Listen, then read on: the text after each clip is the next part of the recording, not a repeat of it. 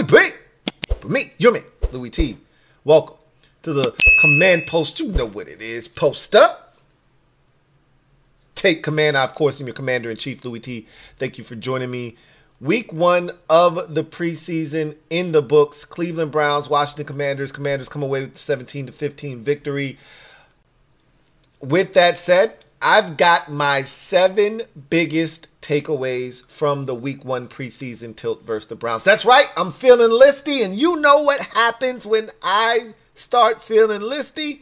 I start listing things, and my lists are usually comprised of 7 items. So I've got my 7 biggest takeaways from the Week 1 preseason game versus the Cleveland Browns. But before we get to the list, I got an honorable mention.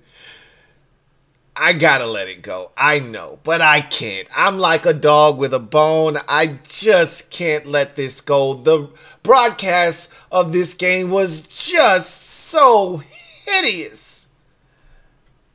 On all levels, aesthetically, this was just a shit show. Brian Mitchell and Chick Hernandez combined for at least 15 to 30 errors. And I may be being modest. It may be closer to 50. It was bad. And I'm petty. And I like what I like and I want what I want. And as a football fiend, I obsess over a quality broadcast booth. And that was as far away from a quality product as you can get in the booth. It was a train wreck. And again, it was not broken. They did not need to fix it. I was good with Kenny Albert and Doc Walker. Why did they touch that? I don't know, but I hope, just like the players who go back and watch the film and try to improve upon the performance that they just put out there, I hope they go back, acknowledge that that was pure T garbage, go back to the drawing board, fix some things, and come back with a better effort in week 3 of the preseason against Cincinnati. And I really hope that next year they correct a wrong, because it wasn't wrong the first time, but they corrected it anyway or screwed it up. How about you fix it now that it is screwed up? We'll see what happens. Anyway, let's get to the list, man. Enough of me babbling on about a broadcast booth that is insignificant in the grand scheme of things. It's the preseason, dude. Relax. I know. I'm sorry. Number 7. Byron Pringle is wide receiver number 5. And Kaz Allen will have a shot to make this roster. So in watching this game, I already went into the game after the unofficial depth charts were released earlier in the week prior to this game. And again, it's the unofficial Deppy, right? Don't need to make a big deal out of it. But I said, you know what? Byron Pringle is probably going to make this team. And I made the declaration then that he was going to be wide receiver 5. I feel even more confident leaving this first game after the catch he made, knowing what he is as a special teams player, knowing that EB knows him well and he knows this system, and that he was in the game so early. You combine all of those things, and the end result is he's wide receiver number 5 in my mind. Also, Kaz Allen was out there plenty on special teams as the return specialist, okay? On kickoffs, the opening kickoff, he was out there. He was out there plenty of times on punts. Actually had a big return that was negated by Andre Jones Jr. on a holding penalty, but nonetheless, it showed a little bit of the ability that he does have. And they even got him out there late in the game as a wide receiver, as a weapon on a screen. Went nowhere. The blocking wasn't there. However, you see that they're trying to utilize him in a multitude of ways because they are trying to rationalize keeping this guy on the roster. He's going to get every opportunity to make this team because they see something in him, as I think we all do. We just need to see more of it. He's going to have a shot. After having a benign camp, to this point, I think he's going to get every opportunity in these preseason games to make an impact and potentially make this football team. Number 6. Casey Toohill and Joey Sly. He's a Sly guy. Do-do, do-do-do-do-do. Sly guy. Sly guy. He's a Sly guy. Are safe. I disrespected Casey Toohill for the last time. I'm going to stop making this a habit. I've done this one too many times, and I got a new shiny toy. I'll admit, okay, you got me. All right, okay. I was wrong. All right, double O for Casey Toohill. Really disrespectful on my part. I deserve all of the backlash here because I got the new shiny toys, Andre Jones Jr., but in particular KJ Henry, who really didn't do anything in this particular game. And again, it's early. And I said, oh, Casey Toohill, let's toss him aside. We still got F.A. We still got James Smith-Williams. You know, we still got Sweat and Chase. And so, you know, we're good. Add KJ, get Casey out of here. We're fine. Nah, not happening. Casey's right there in the mix. Casey played well again. They like Casey. And you know what? I like Casey. I have to admit, Casey does a lot of good things. So, he's safe. And Joey Sly was always the better of the two kickers. He's proven it in camp. And he was flawless in the game. And his stroke looked good. It really did. You know, looked easy, effortless. Neither one of those kicks to me were, you know, close to missing. Maybe the field goal started to get a little close to that right upright, but I knew it was good. Sly's going to be our place kicker when the season starts. So I feel confident about both of those guys making the football team. Maybe that's not a big deal to you. Maybe you thought those guys were going to make it the entire time. Sly, I always knew, but Toohill, I was being disrespectful. I needed to clean that up, and he did that. For me, in this game, that's number 6. Number 5. We have a real NFL roster. And we are in good hands, like Allstate, with Jacoby Brissett. So let's start with the NFL roster comment I just made. For a long time, we have been parading around. And may I add, we have been posing as a real NFL roster. Okay? We were fraudulent for a very long time. We are fraudulent no more. Watching this game, seeing, you know, player 1 to player 90 or let's call it 86 because we had some guys out in this game. And just watching all the talent on the field, we're going to cut some guys that are going to end up on other NFL rosters. That's the way it should be. When you cut players, they shouldn't just fade to black and end up in some other league or in Canada playing for a Grey Cup. They should end up on another NFL roster. At a bare minimum on someone else's practice squad. For years, we were cutting guys, and this was the end of the line for them. You know? And if they did make it to another team, it wasn't for very long, and then they were out of the league. We're going to cut some guys that are going to actually be good football players elsewhere. And we're going to have to make some tough decisions. And you know what? That's what the other 31 teams around the league do. They make tough decisions. They cut players that end up elsewhere because they have a real NFL roster. And now, so do we. And that feels good. And Jacoby Brissett is a part of this roster that is legit. And we have a legit quarterback room. And they've been saying it all offseason. They've been saying it all summer during training camp. And for the first time, I 100% stand behind them in that assessment. I like Jacoby Brissett. I don't love him, but I'm beginning to start to really love Jacoby Brissett as a backup. A lot of people were really excited when Washington signed Jacoby Brissett. I wasn't one of them. I was like, he's okay. I'm not really like super excited, over the moon. He's a really good guy in the locker room by all accounts. But is he really the guy you want coming in the game? If your quarterback's down for 2 to 4 weeks, I could think of some better guys. You know what? I really like Jacoby Brissett. And I thought he played well in this game. And if he plays like he played in this game, and how I know he's fully capable of playing, he'd be the perfect complement to Sam Howell.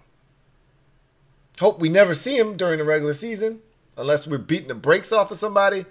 But if he does have to come in for whatever reason, I actually feel really good. And this game kind of put me at ease. He threw some good balls in this game. Showed a little bit of mobility. Yeah, the pick wasn't a great decision necessarily, but hey, it happens. It was right before half. You didn't have a ton of time. I wasn't tripping. We're in good hands with Jacoby Brissett should he have to go into the game, I feel like. Don't want him playing for any more than 4 weeks at a time. But in a 4-week span, I think he can get the job done. Number 4. The defense hasn't arrived yet. All this talk, and it was some grandiose talk in the offseason and into camp.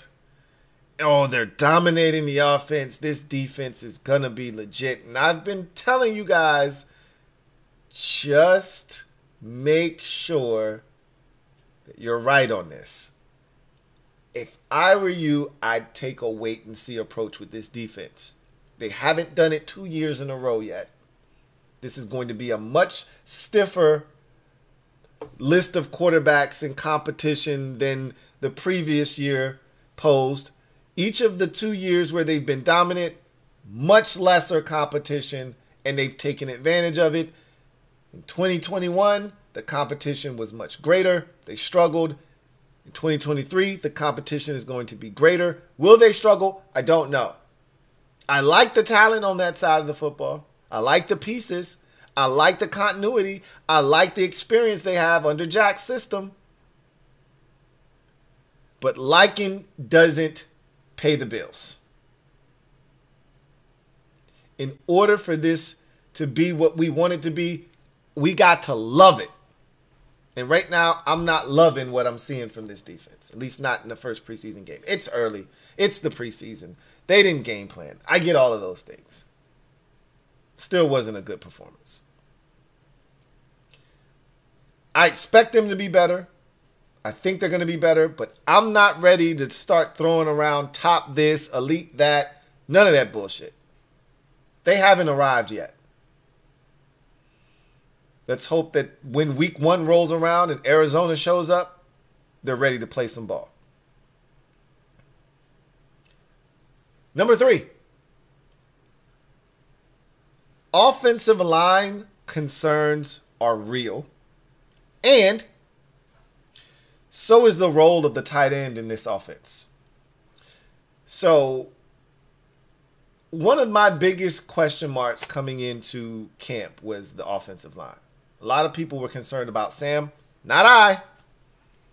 But I was concerned about Sam potentially struggling behind a shoddy offensive line. Had questions. I'm not as down on the line after this performance as some of you are. However, they weren't great in this game.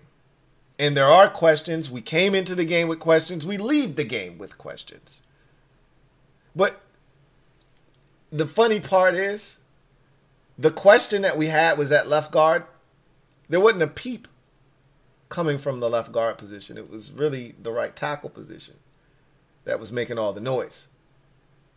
However, collectively as a group, the line needs to be better. You know? And I think they will ultimately get to the point where we feel good about them. Good enough, at least. Don't think this will ever be an elite group up front, no matter how many snaps they get together.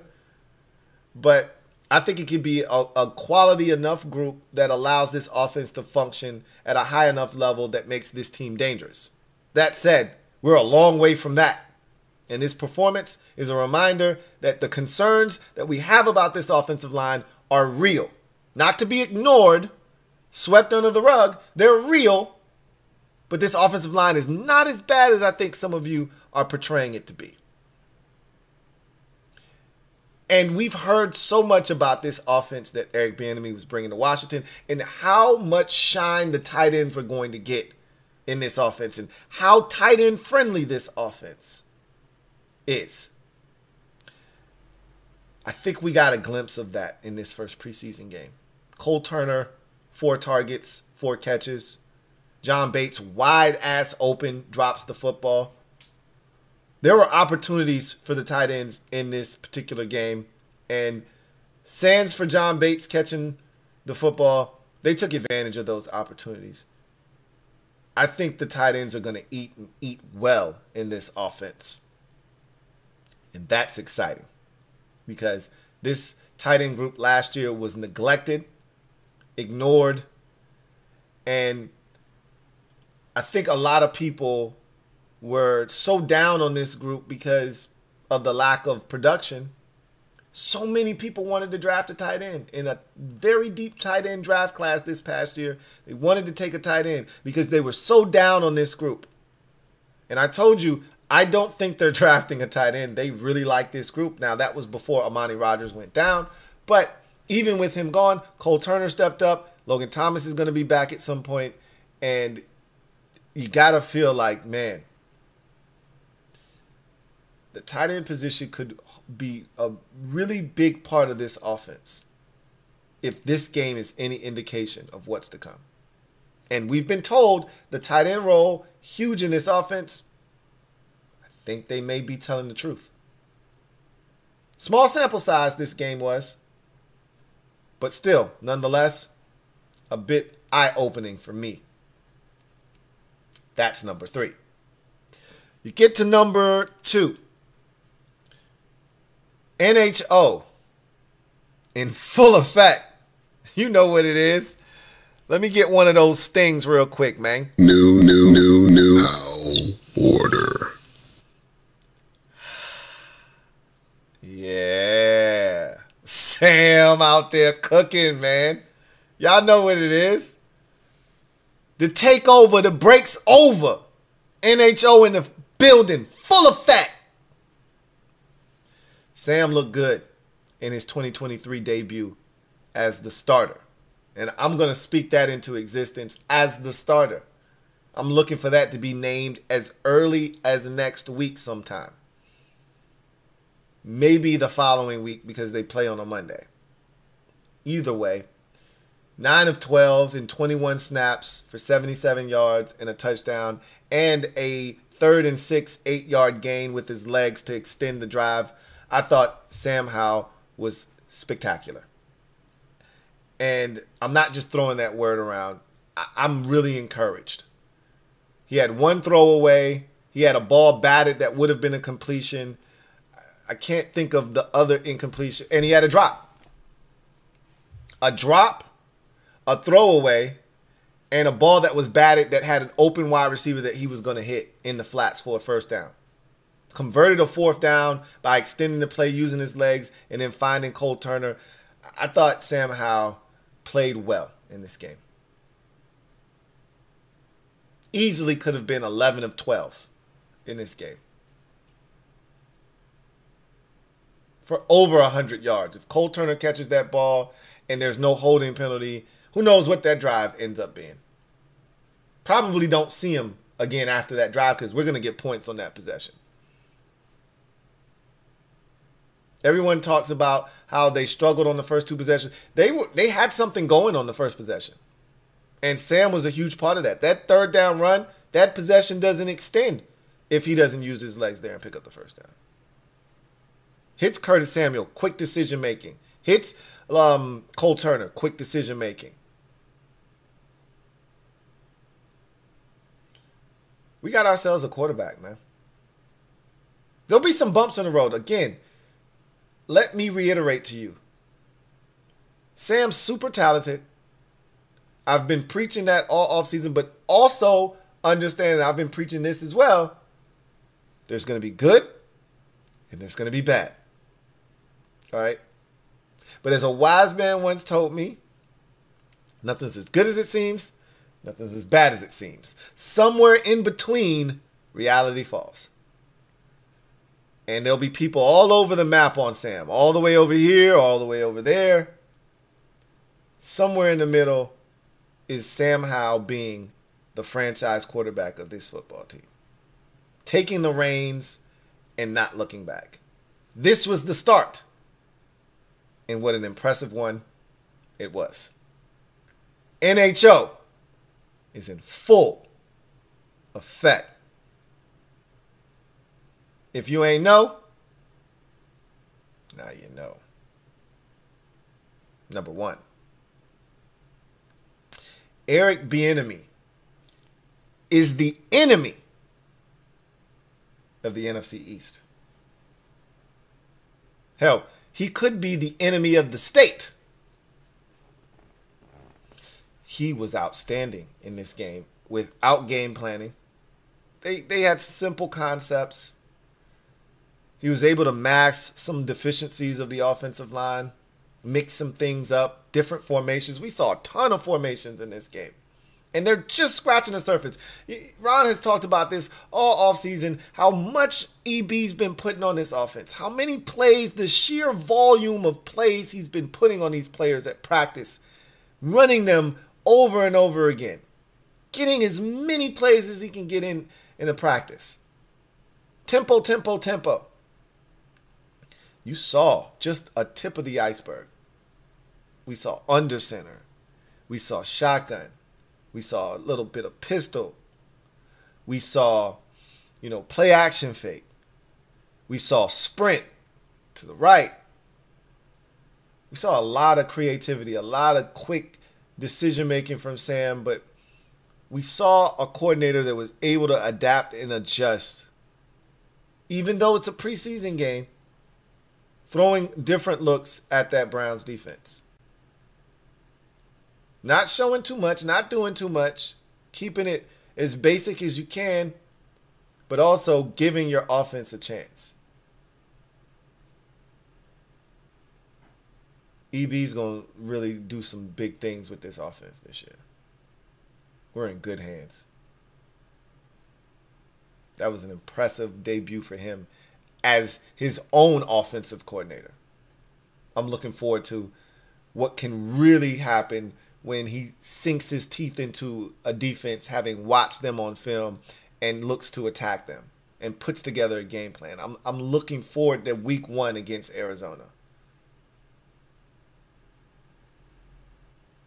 This offense has a chance to be really fun to watch. And the mastermind, Eric Bieniemy of the NFC East. That's my number one takeaway from the Browns preseason game number 1 as the Commanders get the victory 17-15. On the horizon is a big week. Joint practices Tuesday and Wednesday with the Ravens. Monday night game to wrap up week 2 of the preseason. And then a quick turnaround. I think that third preseason game might be on a Thursday. Maybe, maybe not. I have to check the calendar, but I think that's a Thursday. And then turn our attention to the Arizona Cardinals in week 1, and off we go. It's going to be here before you know it. Bart Scott. Can't wait. You know what it is. Post up. Take command. Until next time, you guys, enjoy the rest of your weekend. Have a good one. Take care. LouieTeeNetwork.